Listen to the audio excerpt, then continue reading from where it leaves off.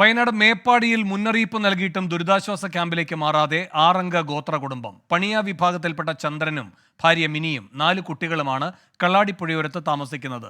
പോലീസിനെ ഉപയോഗിച്ച് മാറ്റാനുള്ള ശ്രമത്തിലാണ് അധികൃതർ.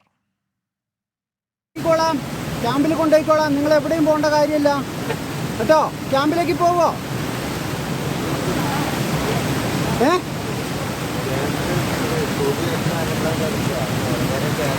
നിങ്ങളെന്താ ക്യാമ്പിലേക്ക് പോകാത്ത? എന്താ നിങ്ങൾക്ക് അവിടെ യാതൊരു ബുദ്ധിമുട്ടും ഇല്ലല്ലോ. നിങ്ങളെ ക്യാമ്പിലേക്ക് ആക്കിക്കോളാം ഞങ്ങൾ. ഈ മക്കളൊക്കെ നിൽക്കുന്ന നോക്കിയ പാവം.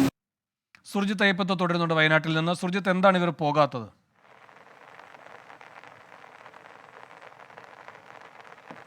വയനാട്ടിൽ ഒരു പ്രധാന പ്രതിസന്ധി ഇതാണ്. ഇപ്പോൾ അധികൃതരെ നമ്മൾ കുറ്റം പറഞ്ഞിട്ട് കാര്യമില്ല.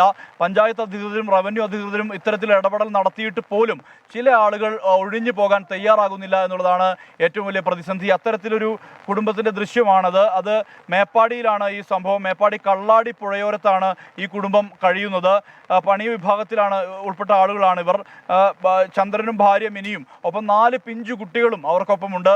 അവരെ ഈ ക്യാമ്പിലേക്ക് മടങ്ങണമെന്നുള്ള ആവശ്യം അധികൃതർ നിരവധി തവണ ഉന്നയിച്ചതാണ്. പഞ്ചായത്ത് അധികൃതർ ആദ്യം ഇടപെട്ടു, വാർഡ് മെമ്പർ പറഞ്ഞു, മറ്റ് റവന്യൂ വിഭാഗത്തിൽപ്പെട്ട ആളുകൾ, റവന്യൂ ഡിപ്പാർട്ട്മെന്റിലെ ആളുകൾ പറഞ്ഞു. എന്നിട്ട് പോലും ഇവർ ഒഴിയാൻ തയ്യാറാവുന്നില്ല. ഈ മമ്മിക്കുന്ന് എന്ന് പറയുന്ന പ്രദേശവാസികളാണ് ഇവർ എന്നാണ് പറയുന്നത്. അവിടെ അവർക്ക് വീടുണ്ട് എന്നും വാർഡ് അംഗം ഉൾപ്പെടെയുള്ളവർ വ്യക്തമാക്കുന്നുണ്ട്. എന്നിട്ട് പോലും അവർ അവിടേക്ക് മാറി താമസിക്കാൻ തയ്യാറാവുന്നില്ല.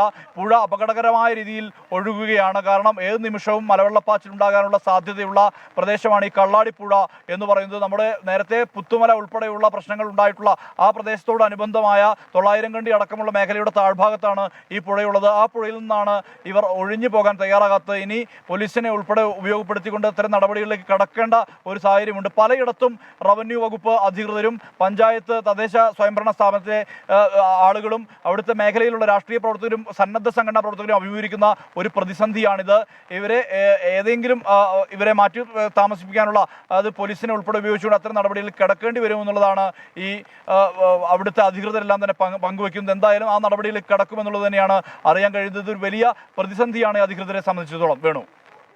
ശരി, സുർജിത്ത് അയ്യപ്പത്താണ് വയനാട്ടിൽ നിന്ന് വിവരങ്ങളുമായി ചേർന്നത്.